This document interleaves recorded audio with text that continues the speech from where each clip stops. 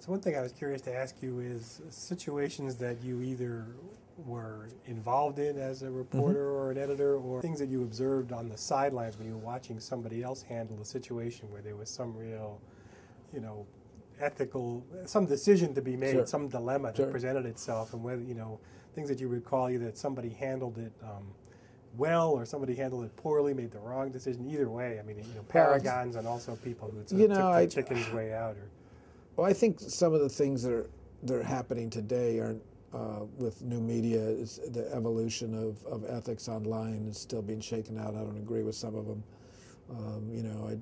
There was one guy that ended up uh, tweeting something that wasn't accurate, um, and and he got suspended by a major newspaper, it was Washington Post. And he got suspended, but if you would have intentionally written something in a newspaper, the penalty would have been harsher. And so you start looking at that, and I start thinking about, okay, are the standards changing for online? The hardest things for me to deal with were a series of fabrications and plagiarisms. I was going to ask you about that. And it's a very difficult situation because the people that generally got caught were extremely talented. And when you start looking at we built a very talented staff, and the folks, part of it is they don't live up to their own standards, and part of it is being lazy, and part of it is being, basically the ethical values that we talk about aren't, The hardest one, one of the hardest ones I did was Diana Griego-Irwin, who was a Pulitzer Prize winning reporter who then became a columnist. She won a Pulitzer as part of a series of stories, public service done by the Denver Post, looking at kids, missing kids whose pictures were put in the milk cartons. She then went to the Orange County Register as a columnist, won the AS&E Writing Award, then came to the Sacramento Bee. And we had this really difficult time. Diana was hired by Gregory. And Peter Bhatia, who's now was the managing editor of the Sacramento Bee at that point. He's now executive editor, or now he's editor-in-chief at the Portland Oregonian. Yeah. And Peter's a dear friend as well. But they hired her, and the system was that she reported directly to Gregory. And so she got used to having him edit all of her stories. Even if Gregory was a real hands-on editor, if he was in Egypt, he would have stories faxed to him so he could edit them. And so edited very, very closely with Gregory. When I became editor, ultimately, I would look at Diana's columns, but I didn't think that that was the right structure. So I had her report to the Metro staff. She was a Metro columnist, and the Metro editors would read her story and edit their stories. Well, one day the editor on charge on a weekend was reading her Sunday column, and she had asked Diana in editing, I said, edit it hard, ask lots of questions. And this editor did the right thing. And she asked Diana, can you tell me the name of a bar where this bartender that she had quoted worked at? And Diana says, well, I can't remember. And she says, well, you don't remember the bar? You didn't write it down? She says, no, I didn't write it down. I was in a rush, having this. And she said, well, can you tell me what area it is in town? And she told her the area of town. She says, well, I don't see any bars in that area. Could it have been this bar, this bar? And she says, no, it wasn't that bar. And so the whole story seemed fishy. So the managing editor calls me up after this line editor had called the managing editor. So I say, let's hold the story. So then I start thinking, I said, oh man, this may not be good. So let's find the bar. And so did she fabricate it? So I sent the assistant managing editor for Metro out, and he spent like 3 days going to every bar in the area that she said she went to, asking, did anybody work here by this name, and this folk, did these people talk to you? Did we talk to you? Did you remember this? Couldn't find anything.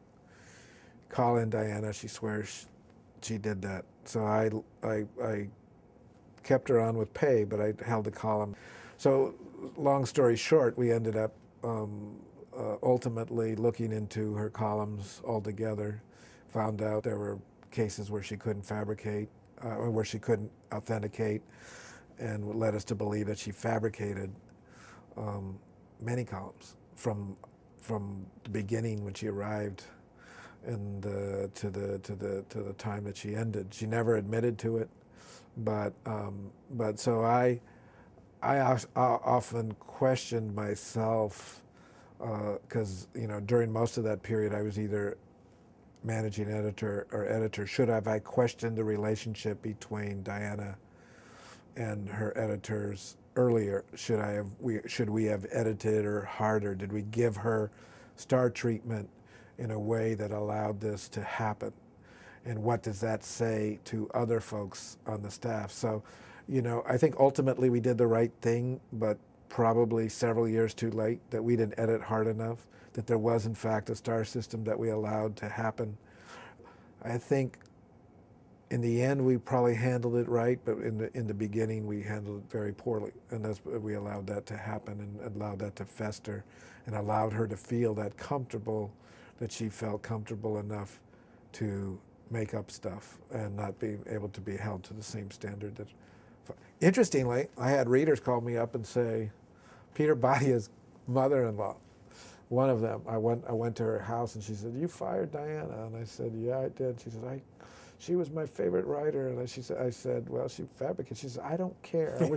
I wish they would have fired you." And so, she had made a connection with people and they didn't care if she was telling tall stories or, they didn't care.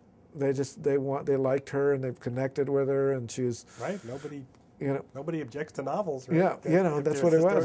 But that's not what newspapers are about. Obviously, to me, fabrication is the ultimate, kind of like transgression.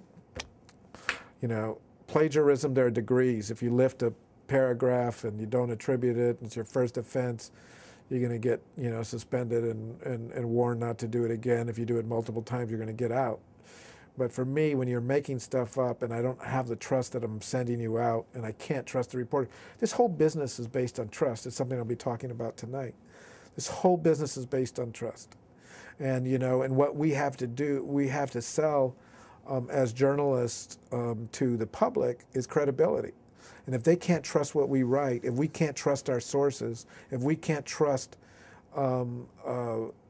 that the government officials are being fair and accurate in what they're reporting, if we can't trust that in general that the cops are going to have society's back, then the whole democracy we have in the United States breaks down.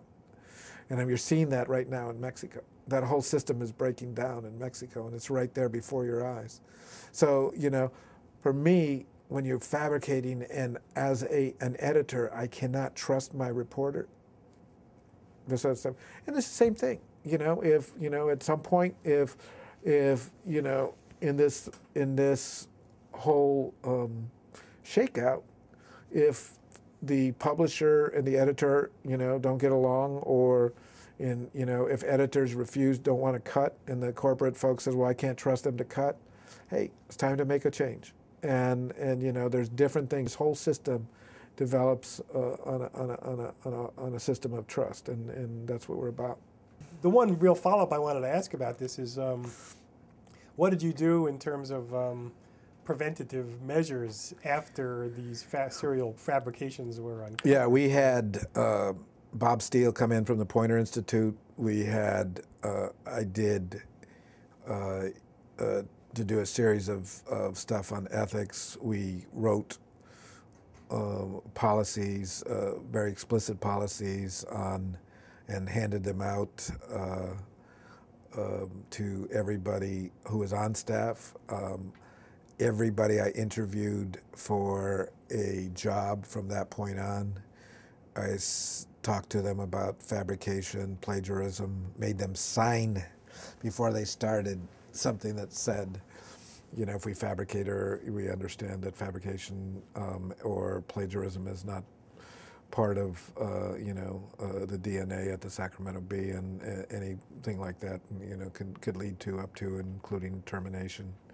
So I took some really strong both reactive steps to go back. See, this is the kind of thing that was weird because I didn't think I had to explain that to people. It was, you know, I thought it should be part of the reporter or the editor's DNA. I thought this should have been ingrained in us through our careers or through journalism schools or, you know, from my own perspective, through your own childhood. I thought that's what you came to journalism about, was to be about, you know, try to tell the truth as close to it as you could get. Yeah, you know, when people asked me when I was reporting, Yeah. were you ever tempted? I said, you know, in a way, the challenge of the job is to write a good story with what you have and That's right. no more. You know, that it'd be like trying to like write a 14-line sonnet in 15 lines. It's like, no, that's like the challenge is to write it in 14 lines. You know, it's like, you know, I never tempted, but what I ended up doing is I always told myself I'm a good enough writer. If there's a hole, I'm going to write around it. yeah. And so if I don't have it, I'm going to write around it. And so, you know, in a way, I was still lazy, but I wasn't dishonest and lazy.